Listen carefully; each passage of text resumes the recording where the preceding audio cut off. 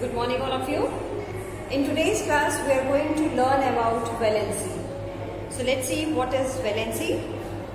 So the valency of an element is the combining capacity or the power with other atom when forming molecule or a chemical compound. So what is this valency actually? The outermost electron present in an energy shell, or you can say an orbit, or the shell only, like you have K11 shells which we have already studied. So the electrons present in outermost shell, if they are less in number, then they will be joining with any other atom of an element, fine, during chemical reactions. Now we have three main points which we have to keep in mind. While forming chemical compounds or changing into a molecule form, so either the electrons will be lost, or we can say number of electrons gained, or we can say number of electrons shared by an atom of an element to attain stability. So actually why this valency is happening? To attain stability. Because when we see sodium as an example, one electron is there in outermost shell, fine. So that outermost electron present in the shell, that is not allowing sodium to be stable, fine. So therefore that outermost electron present in the shell, that will tend to join or share its electron. Actually it will lose its electron, okay.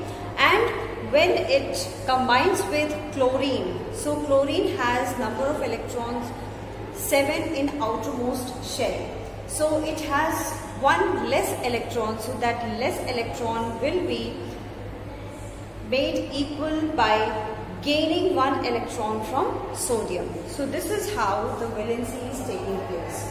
So these 3 points will take place. Now we have types of valency. Number 1, positive, second, negative valency, and the third is variable valency. Now let's see in detail.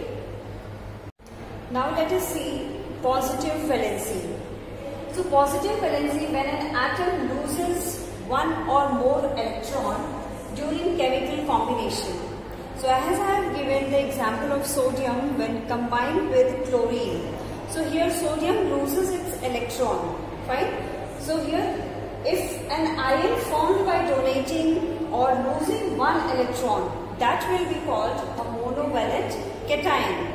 So the same example I have given, if a sodium is there and it is losing one electron, fine, it is losing one electron, so it will be changed into sodium positive ion, okay, or we can say sodium cation, and it will be monovalent cation. Now second case, we have ion formed by donating 2 electrons, so that will be called divalent cation. Example we have of magnesium. So magnesium has 2 electrons in its outermost shell. So here it will lose 2 electron and change into magnesium cation, that is Mg2+. So this 2 plus is written on the superscript. Now here next is when an ion formed by donating 3 electrons or losing 3 electrons, it will be changed into or called as trivalent cation. Example we have of aluminium. Aluminium has 3 electrons in its outermost shell. So those electrons will be donated or lost by aluminium, and it will change into aluminium Al3+, fine. Now one point is to be noted, that is all metals have positive valency. So this also we have to keep in mind. Now next we have negative valency. Now let us see negative valency. So how negative valency we can show? An atom gains one or more electron during chemical combination. Okay, so whenever a chemical combination is taking place, either loss of electron is there or gain of electron, or the third condition, sharing of electrons. So in negative, electrons will be gained during chemical reactions. So if ion formed by gaining one electron, then it will be called monovalent anion. Monovalent anion. Example, we can take chlorine. So when chlorine is added with one electron, that means it will change into negative ion. Okay, chloride ion. Now if an ion is formed by gaining two electrons, it will be called divalent anion. Example, we can take of oxygen. So when oxygen is losing two electrons, it will be changed into O2 minus, that is oxide ion. Now the third condition is, if an ion formed by gaining three electrons, it will be called trivalent anion. Example, we can take of nitrogen. So nitrogen, if loses three electrons, so it will change into N3 minus. So here also we have to note that all non-metals have, negative valency. Will have negative valency. Okay. So here all non-metals will have negative valency, and just opposite is there in metals. Metals will have positive valency. Now in next condition we have variable valency. Next kind is variable valency. Now let's come to our variable valency topic. In variable valency, when elements are showing more than one valency. For example, we have iron and copper. Okay, so in iron and copper, we can see its symbols written Cu and Fe. Okay. Now what happens is, it is showing +1 and +2 valency. Both are metals, and we have learned that all metals are showing positive valency. Okay, so here it will show either +1 or +2 valency. It will show both. Now iron also is showing +2 and +3 valencies. Now one point we have to note it here. These two are points to be noted, that higher valency suffix used IC when, like here, +3 and +2, these are the higher valencies. +2 is higher valency for copper and +3 is higher valency for iron. So if higher valency is there, then the suffix used will be IC, and the copper name will change to cupric. And if it is iron, then it will be changed to ferric. IC will be used. Now if lower valency, then the suffix used will be OUS, that means us. OUS. Example, we can take of iron, that is, it will change to ferrous. And if we take of copper, it will change to cuprous. Fine. So this is how variable valency is shown. Now let us come to our next topic, that is valency calculation. How do we calculate valency of an element? So now here, valency of an element will be equal to number of valence electrons, and those valence electrons which are present in outermost shell of an atom. Now here, next point, valency of an element, if it is above 5. This is the condition for 1 to 4.